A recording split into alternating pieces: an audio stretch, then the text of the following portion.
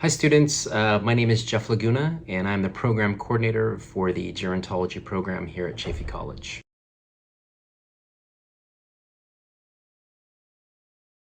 Careers for gerontology.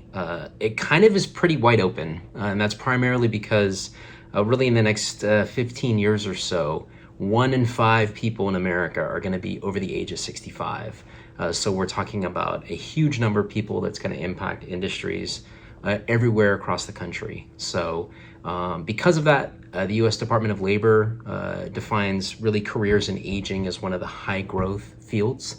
And that includes a number of fields such as direct care, working with older adults, which is what a lot of people think of when they think of gerontology. So that's in science, that's in medicine, healthcare, pharmaceuticals. These are people that are working either directly with older adults or in healthcare related fields that will impact the lives of older adults and their longevity. Also within gerontology, it really is kind of wide open. You could think of law and finance, people that are getting into areas of law that will impact these older adults as they age. And like I said, that's 20% of the country, so it's a huge number. Financial planning is a big one. Government at all levels, so you have local government, state government, federal government, various advocacy groups like nonprofits that are looking to improve the lives of older adults, both living in facilities as well as living in communities, as well as organizations that support their families as they're navigating that transition. Housing, urban planning is a big one. So hopefully you're kind of getting the idea that there isn't really just one field that is gerontology. Gerontology is really a layer that goes on top of almost every industry. So we do have a gerontology associates and a couple certificates here at the college that do not require separate applications. It's not a cohort, so you can really start whenever you'd like. You're free to go in and actually go after those certificates or the associate degree. In fact, there's a great deal of overlap with the gerontology requirements and other programs that we have in the Health and Wellness ACC. So because of that, we do have a number of students that are majoring in another program here in the Health and Wellness ACC, while at the same time also doing gerontology. Conversely, because it really is kind of an a la carte type setup, we also have those students that are really just taking 1 or 2 gerontology classes on top of whatever major they are choosing here at the college, just to kind of supplement their learning, kind of for the reasons that I described just a little bit earlier. It should be worth mentioning that at the current time, we don't have any field placement requirements, so students do not need to go out and do any practicums or internships or anything like that, although that may change in the future. And also, there really are no implications right now currently for any dreamers that want to jump into our program. There's no restrictions or anything like that.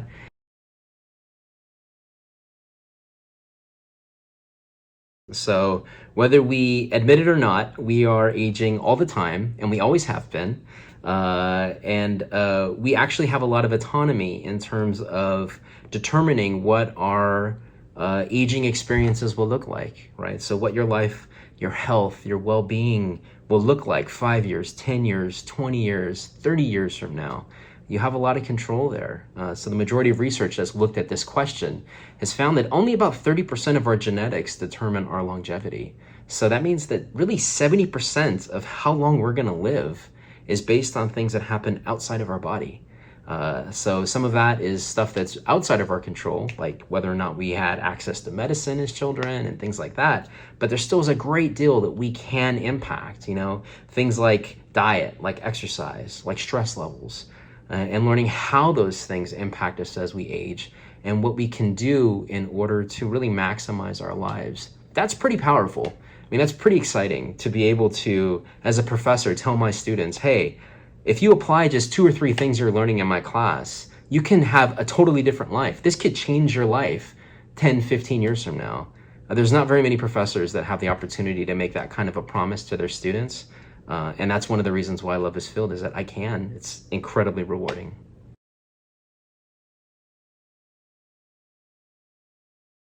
Kind of the flip side of studying aging and learning, about how you can maximize your experience, there also are some very harsh realities when we study things like aging, when we study dying and death. First is just confronting our own mortality and how challenging that can be. In America, we live in a death-denying society. We really, by and large, deny aging. We try to pretend like it doesn't happen. And with many older adults, we just try to get them out of the way. We just don't want to see them, you know? And what that really means for us as a society, as well as for us as we go through our own aging experiences, those are some very harsh realities.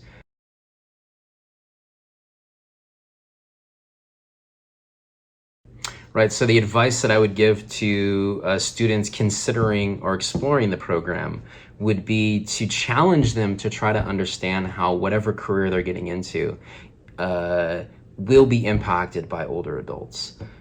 In my classes, I tell my students, name a career, and I'll do my best to make the connection as to how someone in that career would be better off if they have some understanding of aging or older adults, because chances are that opportunity of working in that field, there is an opportunity to impact older adults and to improve the lives of people in our society. So I would say, try to think about whatever it is that you're doing through the lens of gerontology, right? And of course, if you have any questions, reach out to me because I'd be happy to help you. All right?